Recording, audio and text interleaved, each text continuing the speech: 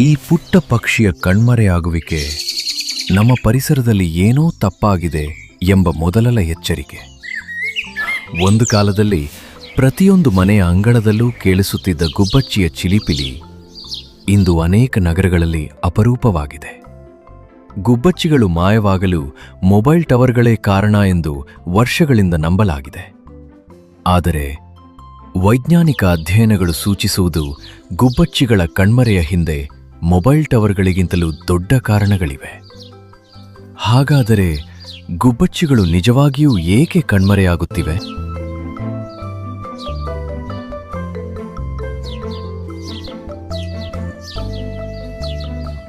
ಸಾವಿರಾರು ವರ್ಷಗಳಿಂದ ಮನುಷ್ಯ ಮತ್ತು ಗುಬ್ಬಚ್ಚಿಯ ನಡುವೆ ಒಂದು ಮೌನದ ಸಂಬಂಧವಿತ್ತು. ನಮ್ಮ ಮನೆಗಳ ಮೇಲ್ಛಾವಣಿ, ಗೋಡೆಯ ಸಣ್ಣ ಬಿರುಕುಗಳು, ಹಿತ್ತಲಿನ ಮರಗಳು ಇವೆಲ್ಲವೂ ಅವುಗಳ ಮನೆಯೇ ಆಗಿದ್ದವು. ಮನೆಯ ಮುಂದೆ ಚೆಲ್ಲುತ್ತಿದ್ದ ಧಾನ್ಯಗಳು, ಸುತ್ತಲೂ ಹಾರಾಡುತ್ತಿದ್ದ ಕೀಟಗಳು ಅವುಗಳ ಹೊಟ್ಟೆ ತುಂಬಿಸುತ್ತಿದ್ದವು. ನಮ್ಮ ಪೂರ್ವಜರು ಪ್ರತಿದಿನ ಮನೆಯ ಮುಂದೆ ಅಕ್ಕಿ ಹಿಟ್ಟಿನಿಂದ ರಂಗೋಲಿ ಬಿಡುತ್ತಿದ್ದರು. ಅದು ಕೇವಲ ಒಂದು ಸಂಪ್ರದಾಯವಾಗಿರಲಿಲ್ಲ. ಆ ಅಕ್ಕಿ ಹಿಟ್ಟು ಇರುವೆಗಳು, ಸಣ್ಣ ಕೀಟಗಳು ಮತ್ತು ಗುಬ್ಬಚ್ಚಿಗಳಂತಹ ಪುಟ್ಟ ಜೀವಿಗಳಿಗೆ ಆಹಾರವಾಗುತ್ತಿತ್ತು. ಮನುಷ್ಯನ ದೈನಂದಿನ ಬದುಕೆ ಅನೇಕ ಜೀವಿಗಳ ಬದುಕಿನ ಆಧಾರವಾಗಿತ್ತು. ಆದರೆ ಕಾಲ ಬದಲಾಯಿತು. ಮಣ್ಣಿನ ಮನೆಗಳ ಜಾಗದಲ್ಲಿ ಕಾಂಕ್ರೀಟ್ ಕಟ್ಟಡಗಳು ಎದ್ದವು. ಗೋಡೆಗಳಲ್ಲಿದ್ದ ಸಣ್ಣ ಬಿರುಕುಗಳು ಸಂಪೂರ್ಣವಾಗಿ ಮಾಯವಾದವು. ಮನೆಯ ಅಂಗಳಗಳು ಪಾರ್ಕಿಂಗ್ ಸ್ಥಳಗಳಾಗಿ ಬದಲಾದವು. ಅಕ್ಕಿ ಹಿಟ್ಟಿನ ರಂಗೋಲಿಯ ಜಾಗದಲ್ಲಿ ರಾಸಾಯನಿಕ ಬಣ್ಣಗಳು ಬಂದವು. ಒಂದು ಕಾಲದಲ್ಲಿ ಮನುಷ್ಯರ ಜೊತೆ ಬದುಕಲು ಕಲಿತಿದ್ದ ಗುಬ್ಬಚ್ಚಿ ನಿಧಾನವಾಗಿ ತನ್ನ ಮನೆಯನ್ನು, ತನ್ನ ಆಹಾರವನ್ನು ಕಳೆದುಕೊಳ್ಳತೊಡಗಿತು.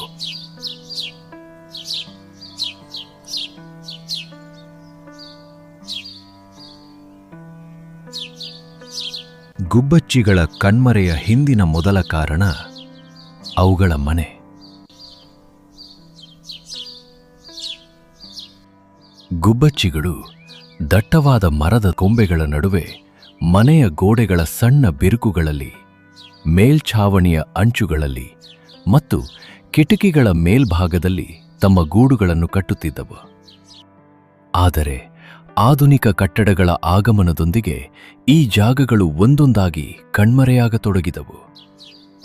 ಗಾಜು ಮತ್ತು ಕಾಂಕ್ರೀಟ್ನಿಂದ ನಿರ್ಮಿಸಲಾದ ಮನೆಗಳು ಮನುಷ್ಯರಿಗೆ ಹೆಚ್ಚು ಸುರಕ್ಷತೆ ಮತ್ತು ಆರಾಮವನ್ನು ನೀಡಿದವು. ಆದರೆ ಗುಬ್ಬಚ್ಚಿಗಳಿಗೆ ಗೂಡು ಕಟ್ಟಲು ಬೇಕಾದ ಒಂದು ಸಣ್ಣ ಜಾಗವನ್ನೂ ಉಳಿಸಲಿಲ್ಲ. ಮನೆಯೇ ಇಲ್ಲದಾಗ ಒಂದು ಪಕ್ಷಿ ತನ್ನ ಮರಿಗಳನ್ನು ಹೇಗೆ ಬೆಳೆಸುತ್ತದೆ? ಆದರೆ ಇದು ಕೇವಲ ಆರಂಭ. ಗೂಡು ಕಟ್ಟಲು ಜಾಗವಿಲ್ಲದಿದ್ದರೂ ಆಹಾರ ಸಾಕಷ್ಟಿದ್ದರೆ ಗುಬ್ಬಚ್ಚಿಗಳು ಬದುಕಬಹುದಿತ್ತು. ಆದರೆ ಅವುಗಳ ಆಹಾರವು ನಿಧಾನವಾಗಿ ಕಣ್ಮರೆಯಾಗತೊಡಗಿತು.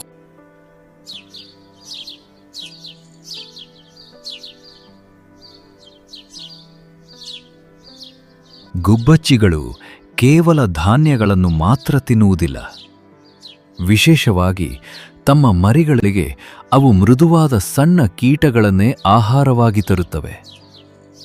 ಈ ಕೀಟಗಳೇ ಮರಿಗಳ ಬೆಳವಣಿಗೆಗೆ ಅಗತ್ಯವಾದ ಪ್ರೋಟೀನ್ನ ಪ್ರಮುಖ ಮೂಲ. ಆದರೆ ನಗರಗಳು ಬೆಳೆಯುತ್ತಿದ್ದಂತೆ ಈ ಪುಟ್ಟ ಜೀವಿಗಳ ಸಂಖ್ಯೆ ನಿಧಾನವಾಗಿ ಕಡಿಮೆಯಾಗತೊಡಗಿತು. ಕಾರಣ ಕೃಷಿ ಮತ್ತು ತೋಟಗಳಲ್ಲಿ ಅತಿಯಾದ ಕೀಟನಾಶಕಗಳ ಬಳಕೆ. ಅದರ ಪರಿಣಾಮವಾಗಿ ಇಂದು ಸಾವಿರಾರು ಕೀಟಗಳ ಸಂತತಿಯೇ ನಾಶವಾಗಿದೆ. ಮತ್ತು ಗುಬ್ಬಚ್ಚಿಯ ಮರಿಗಳಿಗೆ ಸಿಗಬೇಕಾದ ಆಹಾರವು ನಿಧಾನವಾಗಿ ಕಣ್ಮರೆಯಾಗತೊಡಗಿತು. ಮರಿಗಳಿಗೆ ಸಾಕಷ್ಟು ಆಹಾರ ಸಿಗದಿದ್ದಾಗ ಅವುಗಳ ಬದುಕು ಆರಂಭವಾಗುವ ಮುನ್ನವೇ ಕೊನೆಯಾಗತೊಡಗಿತು.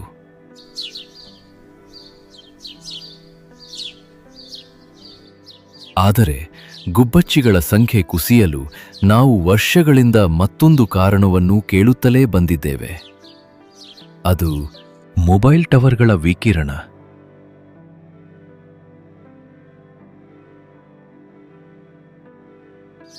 ಈ ಹೆಸರು ಕೇಳಿದಾಗಲೇ ಗುಬ್ಬಚ್ಚಿಗಳ ಕಣ್ಮರೆಗೆ ಇದೇ ಕಾರಣ ಎಂಬ ಮಾತು ನಮ್ಮಲ್ಲಿ ಅನೇಕರ ಮನಸ್ಸಿನಲ್ಲಿ ಮೂಡುತ್ತದೆ. ವರ್ಷಗಳ ಕಾಲ ಈ ನಂಬಿಕೆ ದೇಶದಾದ್ಯಂತ ಹರಡಿಕೊಂಡಿತ್ತು. ಆದರೆ ನಿಜವಾಗಿಯೂ ಮೊಬೈಲ್ ಟವರ್ಗಳ ವಿಕಿರಣವೇ ಗುಬ್ಬಚ್ಚಿಗಳ ಸಂಖ್ಯೆಯನ್ನು ಇಷ್ಟು ದೊಡ್ಡ ಪ್ರಮಾಣದಲ್ಲಿ ಕುಗ್ಗಿಸಿತೆ?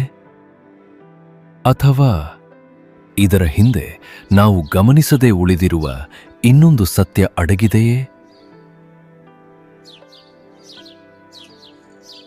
ಕಳೆದ 2 ದಶಕಗಳಲ್ಲಿ ಈ ಪ್ರಶ್ನೆಗೆ ಉತ್ತರ ಹುಡುಕಲು ಹಲವು ವೈಜ್ಞಾನಿಕ ಅಧ್ಯಯನಗಳು ನಡೆದಿವೆ.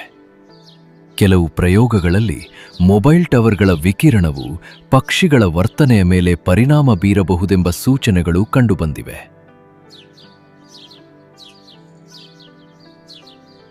ಆದರೆ ನೈಸರ್ಗಿಕ ಪರಿಸರದಲ್ಲಿ ಬದುಕುವ ಗುಬ್ಬಚ್ಚಿಗಳ ಸಂಖ್ಯೆ ಕುಸಿಯಲು ಮೊಬೈಲ್ ಟವರ್ಗಳ ವಿಕಿರಣವೇ ಪ್ರಮುಖ ಕಾರಣ ಎಂಬುದಕ್ಕೆ ಇದುವರೆಗೆ ಯಾವುದೇ ದೃಢವಾದ ವೈಜ್ಞಾನಿಕ ಸಾಕ್ಷ್ಯ ದೊರೆತಿಲ್ಲ. ಬದಲಾಗಿ ಹಲವು ವೈಜ್ಞಾನಿಕ ಅಧ್ಯಯನಗಳು ಪದೇ ಪದೇ ಸೂಚಿಸುವುದು ಗೂಡು ಕಟ್ಟಲು ಸುರಕ್ಷಿತ ಸ್ಥಳಗಳ ಕೊರತೆ, ಕೀಟಗಳ ಸಂಖ್ಯೆಯಲ್ಲಿನ ಭಾರೀ ಕುಸಿತ ಮತ್ತು ವೇಗವಾಗಿ ಬದಲಾಗುತ್ತಿರುವ ನಗರ ಪರಿಸರ. ಅಂದರೆ ಗುಬ್ಬಚ್ಚಿಗಳ ಕಣ್ಮರೆಯ ಕಥೆ ಕೇವಲ ಒಂದು ಮೊಬೈಲ್ ಟವರ್ನ ಕಥೆಯಲ್ಲ. ಅದು ನಾವು ನಿಧಾನವಾಗಿ ಬದಲಾಯಿಸಿಕೊಂಡ ಪರಿಸರದ ಕಥೆ.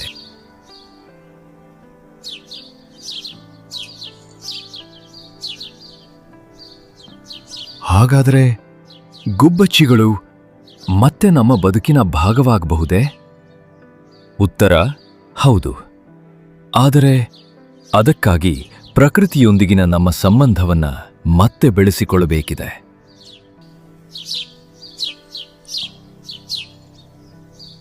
ನಮ್ಮ ಮನೆಯ ಸುತ್ತಮುತ್ತ ಸ್ಥಳೀಯ ಸಸ್ಯಗಳನ್ನು ಬೆಳೆಸೋಣ. ಸಾಧ್ಯವಾದಷ್ಟು ರಾಸಾಯನಿಕ ಕೀಟನಾಶಕಗಳ ಬಳಕೆಯನ್ನು ಕಡಿಮೆ ಮಾಡೋಣ. ಬೇಸಿಗೆಯ ದಿನಗಳಲ್ಲಿ ಒಂದು ಚಿಕ್ಕ ನೀರಿನ ಪಾತ್ರೆಯನ್ನು ಇಡೋಣ.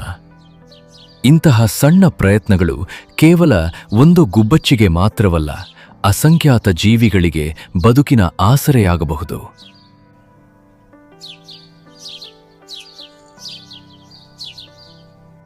ಒಂದು ಗುಬ್ಬಚ್ಚಿಯನ್ನ ಉಳಿಸುವುದು ಎಂದರೆ ಕೇವಲ ಒಂದು ಪಕ್ಷಿಯನ್ನ ಉಳಿಸುವುದಲ್ಲ, ನಮ್ಮ ಪರಿಸರದ ಸಮತೋಲನವನ್ನ ನಮ್ಮ ಮುಂದಿನ ತಲೆಮಾರಿಗಾಗಿ ಉಳಿಸುವುದು.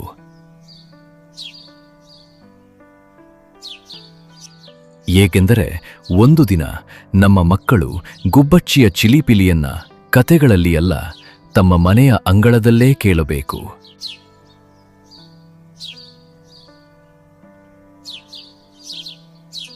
ಪ್ರಕೃತಿಯ ಬಗ್ಗೆ ನಾವು ತಿಳಿದಷ್ಟು ಅದರ ಅಚ್ಚರಿಯ ನಿಗೂಢತೆ ಇನ್ನಷ್ಟು ತೆರೆದುಕೊಳ್ಳುತ್ತಲೇ ಇರುತ್ತದೆ.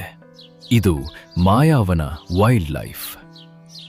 ಮುಂದಿನ ಸಂಚಿಕೆಯಲ್ಲಿ ಮತ್ತೆ ಭೇಟಿಯಾಗೋಣ. ಧನ್ಯವಾದಗಳು.